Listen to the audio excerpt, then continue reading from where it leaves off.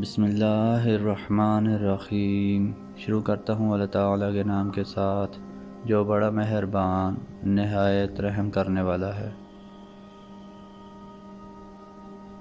حضرت عبداللہ بن عمر رضی اللہ عنہما کہتے ہیں کہ رسول اللہ صلی اللہ علیہ وآلہ وسلم نے فرمایا،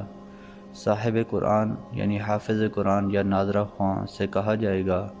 پڑھتے جاؤ اور چڑھتے جاؤ اور عمدگی کے ساتھ ٹھہر ٹھہر کر پڑھو، جیسا کہ تم دنیا میں عمدگی سے پڑھتے تھے۔ تمہاری منزل وہاں ہے جہاں تم آخری آیت پڑھ کر قرات ختم کرو گے۔ حضرت عبداللہ بن عباس رضی اللہ عنہما کہتے ہیں کہ نبی اکرم صلی اللہ علیہ وآلہ وسلم نے فرمایا،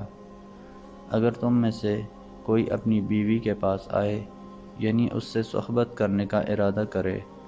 اور یہ دعا پڑھے، بسم اللہ اللہم جنبنا الشیطان وجنب الشیطان ما رزقتنا، اللہ کے نام سے اے اللہ تو ہمیں شیطان سے محفوظ رکھ اور اسے بھی شیطان سے محفوظ رکھ جو تو ہمیں عطا کرے، یعنی ہماری اولاد کو۔ تو اگر اللہ نے ان کے درمیان اولاد دینے کا فیصلہ کیا ہوگا تو شیطان اسے کوئی نقصان نہیں پہنچا سکے گا۔ ہم سے آدم نے بیان کیا، ان سے شعبہ نے عبدالعزیز بن صہیب کے واسطے سے بیان کیا، انہوں نے انس رضی اللہ عنہ سے سنا، وہ کہتے تھے کہ رسول اللہ صلی اللہ علیہ وآلہ وسلم جب قضاء حاجت کے لیے بیت الخلاء میں داخل ہوتے تو یہ دعا پڑھتے، اللہم انی اعوذ بک من الخبث والخبائث، اے اللہ میں ناپاک جنوں اور ناپاک جنیوں سے تیری پناہ مانگتا ہوں۔ حضرت ابو قتادہ رضی اللہ عنہ روایت کرتے ہیں کہ رسول اللہ صلی اللہ علیہ وآلہ وسلم نے فرمایا،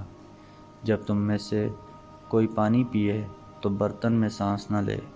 اور جب بیت الخلاء میں جائے تو اپنی شرم گاہ کو داہنے ہاتھ سے نہ چھوئے اور نہ دائیں ہاتھ سے استنجا کرے۔ حضرت عبداللہ بن عمر بن العاص رضی اللہ عنہما کہتے ہیں کہ رسول اللہ صلی اللہ علیہ وآلہ وسلم نے فرمایا، جو چیز تمہارے پاس نہ ہو اس کا بیچنا جائز نہیں، اور نہ اس چیز کا نفع جائز ہے جس کے تم ضامن نہیں۔